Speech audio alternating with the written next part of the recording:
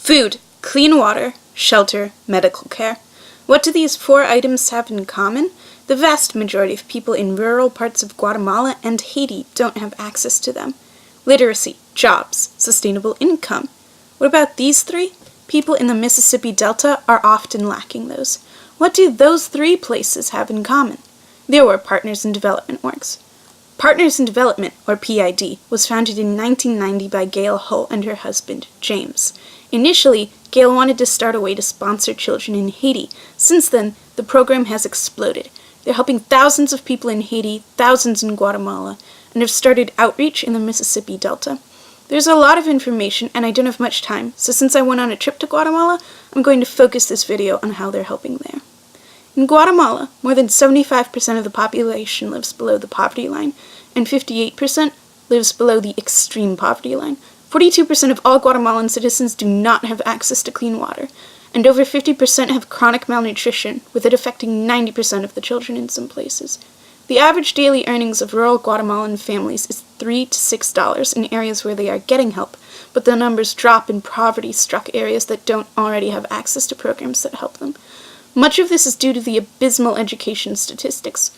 45% of those over 15 are illiterate. 90% of schools don't have books. 60% of entry-level jobs in Guatemala require computer skills, but 94% of Guatemalan middle and high school students in some communities have never seen a computer. Only 38% of kids enroll in middle school. Only 18% of Guatemalan children will complete high school. Teachers lack formal training and resources, such as textbooks and technology. With few opportunities, students get discouraged and drop out, pursuing more direct avenues to earning money now. But those avenues result in less money over time, and so the cycle of poverty continues. An indigenous Guatemalan woman only stays in school for an average of 1.8 years, which points to all the problems the indigenous minds face specifically. Indigenous minds are disproportionately impoverished.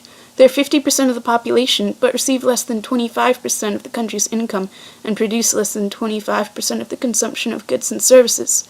A typical Mayan earns less than $4 a day. The indigenous population faces individual and systematic racism, being excluded from land, labor, and education both by potential employers and government policies. They also are still feeling the aftershocks of a 36-year-long civil war, which left more than 200,000 people dead and hundreds of thousands of more without homes. Communities throughout the western and central highlands were decimated. The indigenous population is on the bottom most of the time, and the bottom 20% of Guatemalans only share 3.9% of the income. That's a lot of information, but it basically means that there are very many very poor people. How does PID help? Their work in Guatemala has 7 branches: child sponsorship, service trips, a housing program, a medical program, a small business program, a higher education program, and a cleft palate program. The child sponsorship program has many options for ways you can help. You can sponsor an individual child who is not seeking higher education for $30 a month, or donate $30 per month to the Emergency Child Fund, which helps children left practically on a clinic doorstep who will not survive without immediate help. At the time I wrote this script, there are 41 children waiting for sponsorship and 6 waiting for emergency sponsorship. In addition, through the higher education program, you can sponsor half of a child seeking higher education for $30, or a full child seeking higher education for $60, since public education is only free until 9th grade and college is often out of reach. There are currently 3 children waiting for higher educational sponsorship, and there's the Selah Nelson Higher Education Fund, which supports all children waiting for higher education sponsorship. A sponsored child receives food for themselves and their entire family, education for the entire family, entrance into the housing program, and doctor's visits for the entire family, with extensive medical care covered completely for the individual child.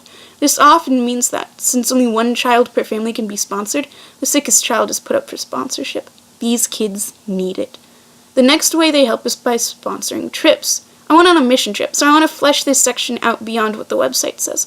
We went during the summer, so we provided a daycare center where we did crafts which taught valuable skills, like weaving, stimulated positive play, which kept the kids out of trouble, and ran an English class to help them at least get a better foundation. In addition, we worked with the housing program to work on 2 houses. We completed one that was already started and started another. At night, we were educated on poverty in Guatemala, on those we were helping, and on how we would affect them, and we put together kits for teachers to use once we left. The thing is, though, it wasn't just us. PID employed local Guatemalans to help. Edgar to show us how to build, indigenous woman to cook meals for us, and an indigenous hotel owner to house us. Speaking of housing, there's the housing program, which includes several types of houses, with the most basic being a one-room prism of concrete, with 2 windows and a doorway. Houses cost $3,500 to build, and the family has to pay half of that back over a period of 10 to 20 years. Each house comes with a water filter to ensure that the family has clean water. Next is the clinic program. The clinic sees 8,000 patients per year, each receiving yearly physicals, eye exams when ophthalmologists come, dental exams, medications, vitamin and nutritional therapy, physical therapy when physical therapists come, and sick visits if necessary, along with all of this documented. In addition, PID provides dental care as opposed to just exams, diabetes and hypertension treatments, emergency child delivery services, prenatal care, and ultrasounds, along with their cleft palate program.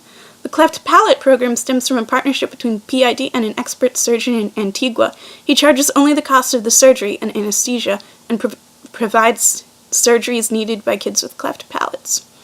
Surgery costs start at around $600, so while it becomes much more accessible thanks to his generosity, it's not free. Finally is the Small Business Loan Program.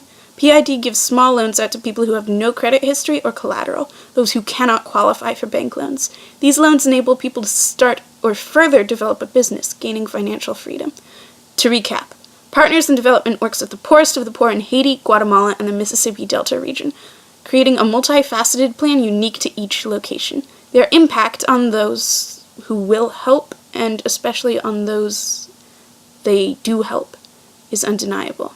Was this video informative? Hit the like button. Was it inflammatory? Leave a comment. Was it intriguing? Subscribe. Don't forget to check out all the other amazing Project for Awesome videos, and be sure to vote for Partners in Development at projectforawesome.com. Have a great day.